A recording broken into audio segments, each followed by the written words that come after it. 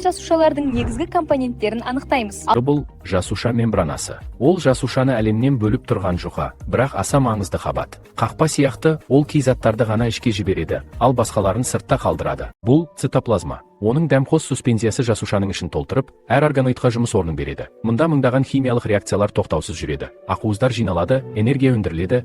Ядро жасушаның басқарушы орталығы. Оның ішінде тұқым қуалаушылық ақпарат сақталған.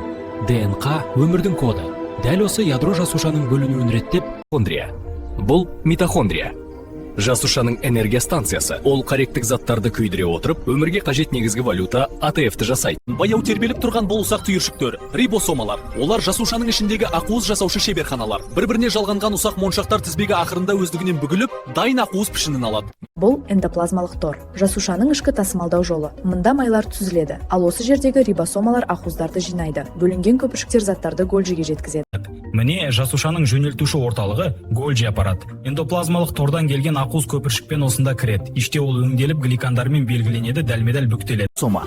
Бұл жасушаның тазалаушысы лизосома. Қалақшасын ұстап, ескі ақуыздарды сыпырып алады. Бәрін ішіне жұтып, қуатты ферменттермен ұсақ бөлшектерге айналдырады.